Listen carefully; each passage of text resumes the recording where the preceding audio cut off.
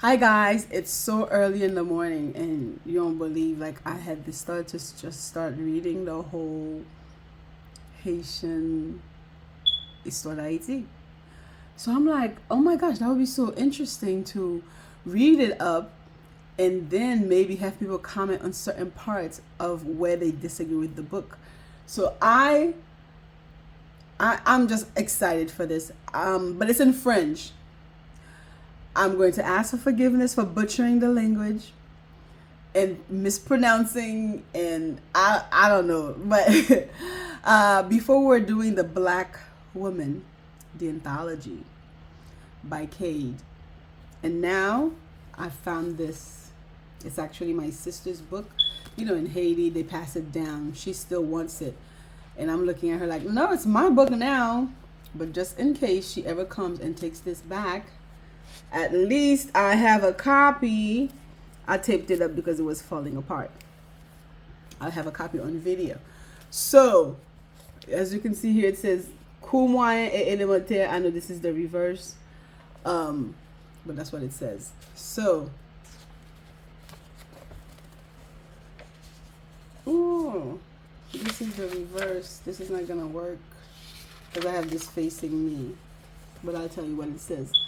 Les fondateurs de la nation haïtienne. I can actually read backwards and upside down. I don't know if that's a gift, but I find it easy to do. Okay, you have right here Toussaint Louverture, and you have over here Jean-Jacques Dessalines, Henri Christophe, and of course Alexandre Pétion. So they claim those four are the founding fathers. So we will start here avec chapitre 1. Chapter 1, l'Haïti dans les Antilles. We'll do chapter 1. It has 1, 2, 3, 4, 5 pages. And then at the end of each chapter, they have vocabularies. But I don't know if I'll read the vocabularies. And then we'll jump into chapter 2 next week. Yeah? Shall we get started? I'm excited. So for all of those who were in Haiti around my era, in the 90s, 80s and 90s, they can probably relate a lot to this very book. Henri Deschamps, special edition. You had to get books that had this sign. If it did not have this sign, you had the wrong book. Okay?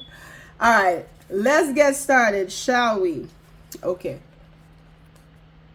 Les Antilles. Les Antilles constituent un archipel ou groupe d'îles situées dans l'océan Atlantique en face du golfe du Mexique. Les Antilles sont divisées en 3 groupes. Les Grandes Antilles, Cuba, Haïti, la Jamaïque, Porto Rico. Deuxième, les Petites Antilles, Saint-Thomas, la Guadeloupe, la Martinique, Trinidad, Curaçao, etc. Troisième, les Bahamas ou Lucaille, Inag, San Salvador, Nassau, etc.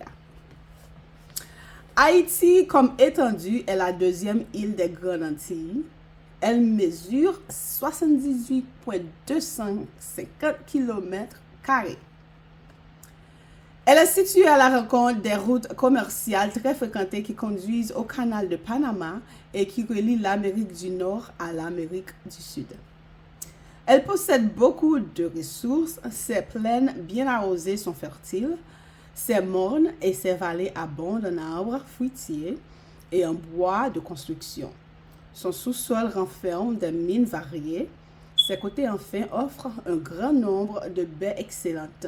Celle de Port-au-Prince, par exemple, elle est une des meilleures, des plus vastes et des plus belles du monde. Well, I agree. Haïti est une île montagneuse incomparable par la beauté de ses paysages. Le climat d'Haïti, quoique chaud, est sain dans presque toutes les parties de l'île. Les Espagnols devaient prendre pour des Indiens les habitants de tous les pays où ils abordèrent. En réalité, les Amériques étaient peuplées avant la découverte de tribus de peau rouge très différentes les unes des autres. Les Incas du Pérou et les Aztèques du Mexique possédaient une civilisation remarquable, tandis que les Caraïbes de la Martinique et de la Guadeloupe étaient des guerriers cruels qui attaquaient souvent leurs voisins et mangeaient de la chair humaine. Savage. En Haïti, on trouvait deux tribus principales, celle des Arawaks, douce et paisible, et celle des Caraïbes, qui avaient débarqué des îles voisines. OK. Now we're moving on to Haïti avant la découverte. OK.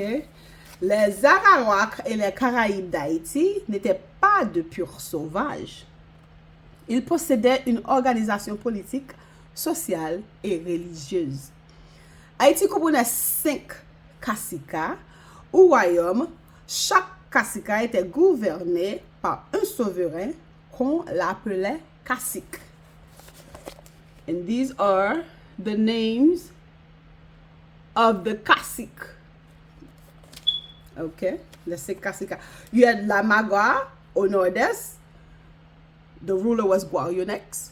Then you have le Marien au nord-ouest. That ruler was Guacanagaric. And the Zaragua au sud-ouest.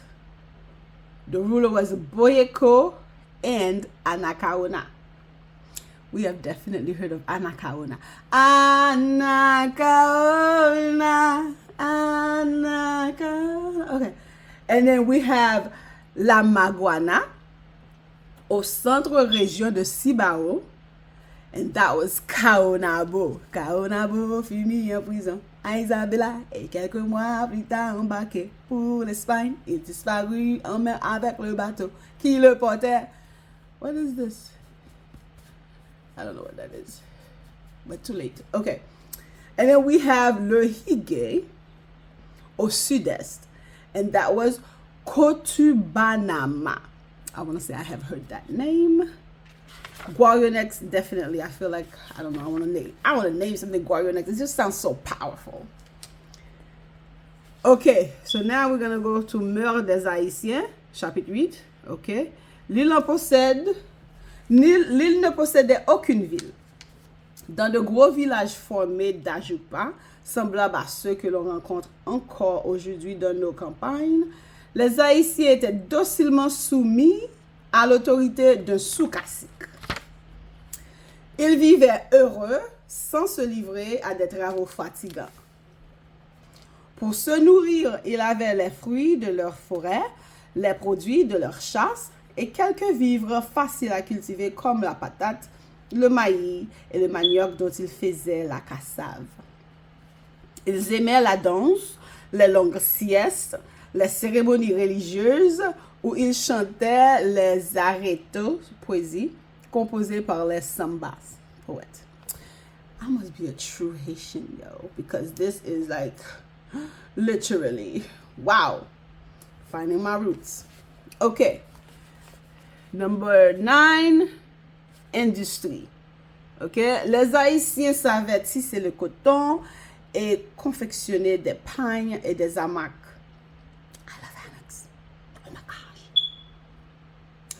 Ils étaient assez habiles à fabriquer des poteries et des pipes en terre cuites à travailler dans des pierres très dures, les émesses, qui représentaient leurs dieux.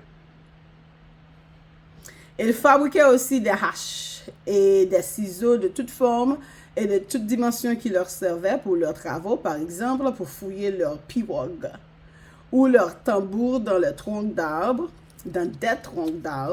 Ils suspendaient à leur cou ou à leur fond des amulettes très fines qui prouvent qu'il y avait de véritables artistes parmi eux. We still kind of have that today. Wow. OK. Les Haïtiens s'habillaient d'une jupe courte ou pagne. Les enfants allaient nus. Ils ornaient leurs chevelures de plumes de perroquet et souvent ils se barbouillaient le corps de la teinture rouge du roucou. Religion. Les Haïtiens adoraient toutes sortes d'objets, toutes les forces de la nature, les arbres, les sources, les animaux, la mer, mais surtout le soleil et la lune. Oh my God. I actually love the moon. Chaque année, ils célébraient ces divinités, ces zèmes, comme ils les appelaient, et par l'intermédiaire des bustios, c'est-à-dire des prêtres, ils connaissaient leurs oracles. Population d'Haïti. Au moment de la découverte, en 1492, il y avait environ 1 million d'habitants en Haïti. Et c'est la fin, c'est la fin, c'est la fin. Stay tuned for chapter 2, Découverte d'Haïti avec Christophe Colomb. I should also say that this book was printed 1942. Yeah, 1942. But it was copyrighted 68. Okay, 60. I thought this was 85, but okay, 68. Bon, voilà. Tiens, voilà. So we will read this whole book. I don't know if it's going to be weekly, but maybe weekly. So let me know your thoughts about this first chapter, how much truth is in there, and what you do know of Haiti's first people. And we'll do the next time. So thank you guys.